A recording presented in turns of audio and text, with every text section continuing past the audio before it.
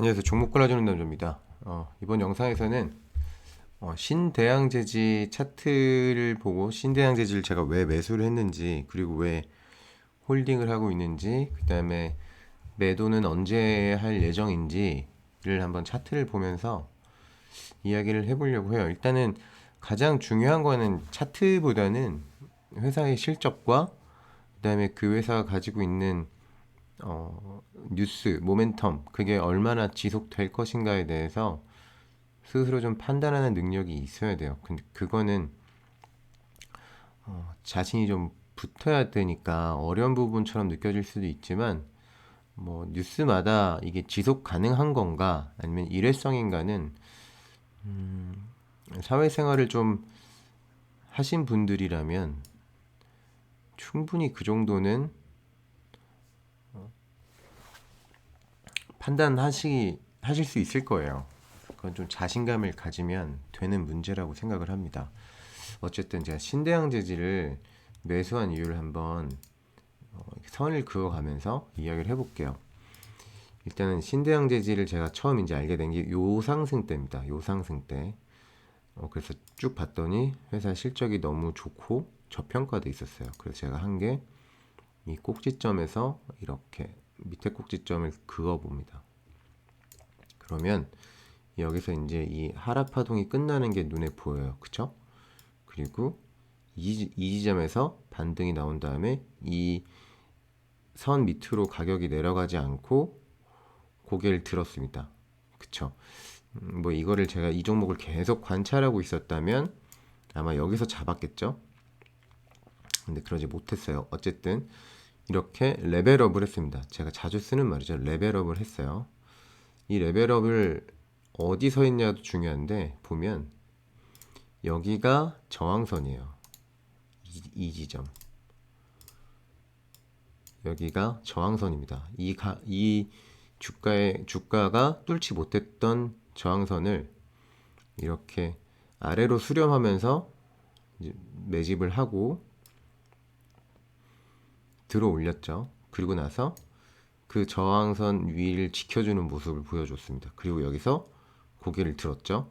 제가 매수를 한 시점이 이 부분이에요. 여기서 매수를 했어요. 그리고 이렇게 슈팅이 나왔는데 바로 내려갔죠. 그리고 나서 갭 상승 후에 이렇게 상승이 나왔습니다. 이게 상대적으로 움직임이 다이나믹하지 않아서, 물론 거래량이 적어가지고 업앤다운이 장중에 좀 있긴 하지만, 뭐 다른 급등주들에 비하면 충분히 감내할 수 있는 수준인 거죠. 어쨌든 이 종목의 저항선 위에서 주가가 놀아줬고 여기 위를 뚫어주는 모습이 나와서 매수를 했고, 가지고 있었습니다. 근 한 달 정도 가지고 있었고 지금 한 약 17% 정도 수익이 난 것 같아요. 그럼 이 종목을 이제 언제 매도를 해야 되나, 제가 보고 있는 거는 또 이런 그림입니다. 이렇게 아래선을 긋고 윗선을 그으면 딱 보죠. 오늘이 이 저항선에 닿는 부분이에요. 근데 이거를 파동을 좀 더 크게 볼 수도 있습니다. 이렇게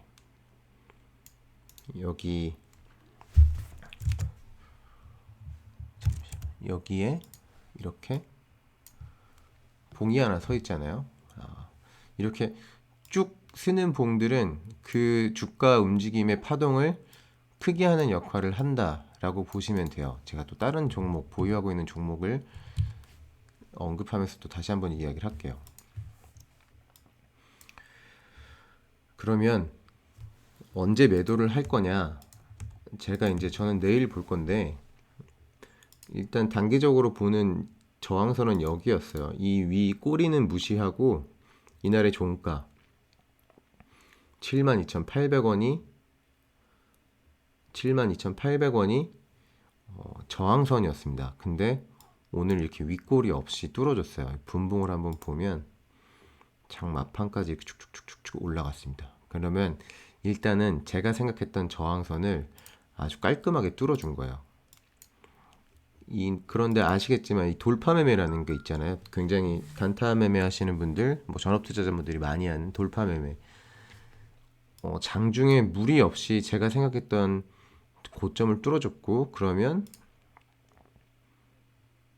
88,100원까지는 바라봐도 되지 않을까라는 생각을 하고 있습니다. 그래서 내일 만약에 여기까지 움직임이 나와주고 건강하게 뚫어주거나 여기서 윗꼬리 없이 버텨주면 다음 주까지 들고 갈 생각을 하고 있고, 그렇지 못한다 싶으면 이제 익절을 할 생각을 하고 있습니다.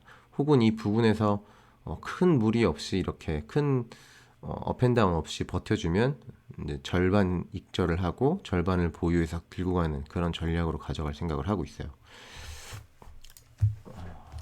이게 이렇게 말로 하면 되게 결과론적으로 얘기하면 쉽지라고 생각하시는 분도 있을 수 있을 것 같은데 그렇지는 않습니다. 이거는 습관을 들이면 놀라운 걸 많이 보게 돼요. 그래서 이 하락할 때는 윗꼭지점을 긋고 상승할 때는 아래꼭지점을 긋는 겁니다. 그리고 주가가 많이 상승을 했다 싶을 때는 앞에 저항선을 찾아야 돼요. 그 저항선은 앞에 부분에서 뚫지 못하고 내려온 지점을 찾으면 되는 겁니다. 여기가 되겠죠? 그쵸? 여기를 뚫어주고 여기서 가격을 지켜줬고 이 슈팅 한 방으로 이 앞에까지 한번 뚫을 수 있다라는 걸 보여줬어요. 여기. 그쵸? 이런 식으로 습관을 들여가면 좋은 매매를 하실 수가 있습니다. 근데 물론 주가는 결국에 그 종목의 그 회사의 실적과 일치하게 되어 있습니다. 그림을 제가 하나 그려드릴게요. 제가 이제 장기적으로 주가의 움직임을 볼 때는 60일선이랑 120일선의 흐름을 보고 단기적으로 볼 때는 단순 이동평균선 말고 지수 이동평균선 33일선을 놓고 봅니다. 그 33일선을 놓고 보는데 그 이유도 설명을 한번 해드릴게요. 제가 이걸 왜 열었죠? 기억이 안 나네요. 아무튼 33일선이 이렇게 있고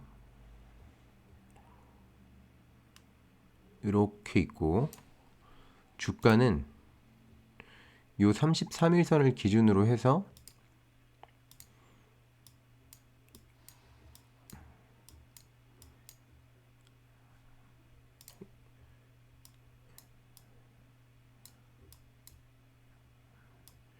이런 식으로 움직입니다.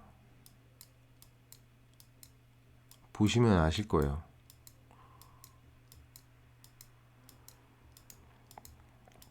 그래서 단기 매매 하실 때 121선이랑 61선의 위치를 보고 121선이 쭉 우상향하고 있는 상태라면 이 33일선을 보면서 단기 매매를 하셔도 괜찮아요. 물론 그 회사의 실적과 모멘텀이 좀 파악이 된 상태에서 라는 전제가 깔리는 거죠.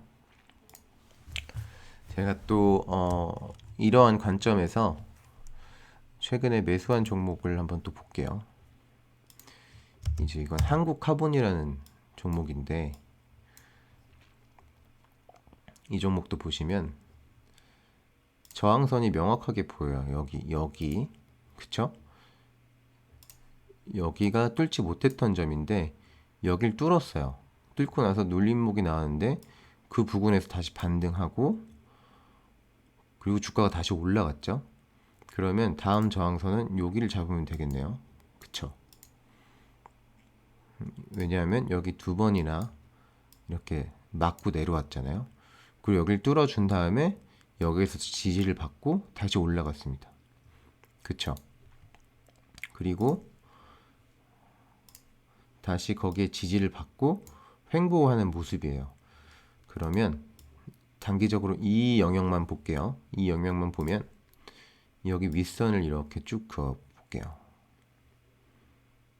보면 요날 이 단기 하락 파동이 끝났죠. 그러면 여기가 박스권이구나 라고 판단을 할 수 있는 거예요. 그러면 이 박스권 안에서 이런 상승이 나올 수 있겠구나 라고 시나리오를 짤 수 있는 거죠. 제가 이 종목을 그냥 이 차트만 보고 산 건 아니에요. 실적도 물론 봤고, 한국카본은 제가 예전부터 작년부터 계속 회사가 실적이 좋다, 좋아지고 있다 얘기했던 회사인데, 현재 시가총액이 5천억까지 왔습니다. 원래 제가 처음에 시작했을 때가 3천억대였는데 지금 5천억까지 왔어요. 근데 올해 작년 영업이익이 757억이 나왔습니다. 예상 실적 대비 18%가 성장을 했고, 전년 동기 대비 200% 성장을 했어요. 어마어마하게 성장했죠. 매출액도 굉장히 많이 늘었고, 매출액이 거의 100% 늘었죠. 영업이익이 800% 늘었고, 당기순이익이 700% 늘었습니다. 그러면 이 한국카본은 조선 쪽에다가 조선 섹터에 있는 회사인데 HMM 주가가 날아가고 있죠. 이것도 제가 전 영상에서 이야기했는데 해운업은 앞으로 빅사이클이 들어왔고 3, 4년 동안은 굉장히 좋을 것이다. 그러면 이제 선주들이 발주가 들어갈 거고 조선업도 호황일 거라는 거죠. 그러면 삼성중공업이나 뭐 대우조선해양을 사면 될 거 아니냐. 근데 그 종목들은 좀 너무 무거워서 저렇게 같은 섹터에 있는 종목을 매수했습니다. 삼성중공업도 비슷해요. 여기 보면 삼성중공업도 요런 하락 패턴이 끝났죠. 그리고 나서 이 하락 패턴을 끝나는 걸 알리는 양봉이 나왔습니다. 그럼 여기서 이런 눌림목이 나오더라도 길게 보면 상승할 확률이 굉장히 크다는 거죠. 왜냐, 여기 한번 저항선을 뚫어줬으니까. 이 저항선을 뚫어주고 실패한 거예요. 지수가 안 좋아서 여기서 뚫고 나가는 게 실패했다가 다시 고개를 들고 있는 겁니다. 그러니까 삼성중공업도 괜찮냐? 제가 봤을 때는 괜찮아요. 뭐 삼성중공업뿐만 아니라 대우조선해양도 마찬가지고 뭐 이런 식으로 종목을 대하는 거예요.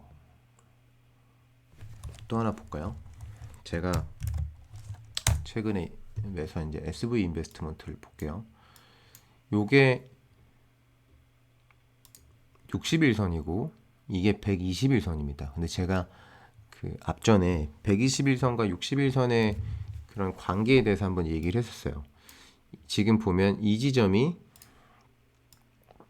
121선이랑 60일선이랑 데드 크로스가 난 지점이에요. 여기. 그럼 이 지점의 주가가 요 정도 되겠네요. 이거는 이제 제가 주식을 하면서 제가 이제 알게 된 건데 100%인 경우는 100%는 없죠. 100%는 아니지만 제가 이렇게 쭉 보니까 상승장이라는 전제 하에, 그러니까 다음에 또 다른 상승이 올 거라는 전제 하에 60일선과 121선이 데드크로스하는 지점이 거의 바닥이더라 라는 걸 저는 알게 됐거든요. 그러니까 여기가 바닥인 거죠. 4,300원 여기가 바닥인 겁니다. 그리고 이 종목도 보시면 이 윗꼭지를 이렇게 그어도 되고요. 이 몸통만 이어도 됩니다. 이제 하락 추세가 거의 끝나가죠. 근데 하락 추세를 끝낼 때 보통은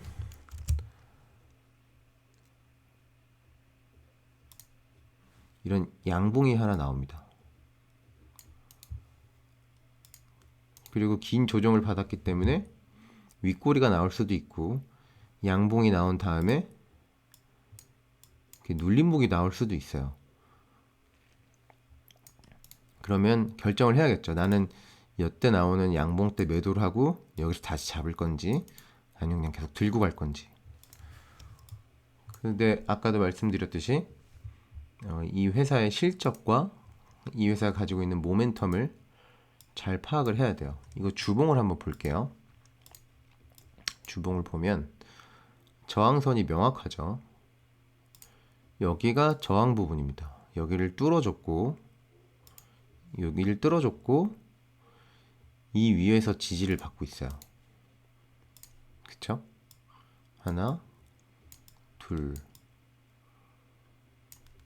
하나, 둘. 그럼 여기서 조정을 좀 더 받을지 모르겠지만 한 번 더 상승이 나올 수가 있겠다. 엘리어트 파동 이론에 근거한 이야기이긴 한데 대부분 이렇게 세 번의 파동으로 나옵니다. 엘리어트 파동도 그거 어렵던데요 라고 할 수도 있어요. 저도 지금도 어렵고 이게 이렇게 이렇게 나오잖아요. 근데 이 부분도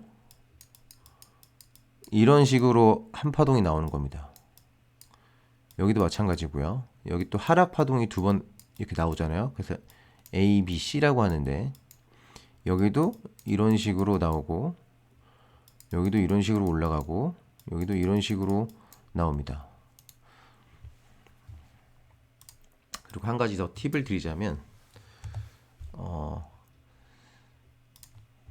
상승을 하다가 이런 깃발 형태의 수렴이 나오면 다음에 또 상승을 한다. 이만큼의 상승이 나온다. 라고들 이야기하고 저도 그렇게 많이 주가의 움직임을 봤기 때문에 그렇게 믿고 있는데 아주 간단합니다. 그 이유는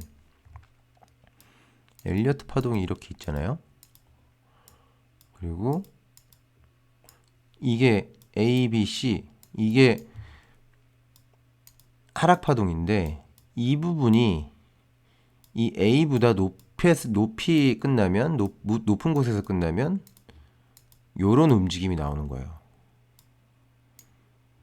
그리고 여기서 지지를 받는 걸 보면 아 이건 주가가 한 번 더 가겠구나. 여기서 오래오래 흐를수록 이 상승 파동은 더 커지겠구나. 이런 거를 이제 예상을 하고 들어가는 거고 반드시 회사가 가지고 있는 모멘텀이랑 실적을 확인을 해야 됩니다. 이 정도면 제가 전달하고 싶은 말을 다 한 것 같아요. 혹시 또 궁금하신 게 있으면 댓글로 남겨주시고 유튜브에 찾아보면 그 좋은 유튜버들이 굉장히 많아요. 저도 많이 보고 있고 그분들 영상도 딱 같이 보시면서 주식 공부를 좀 하시면 수익률이 많이 좋아질 것 같습니다. 내일도 성공 투자하시기 바랍니다.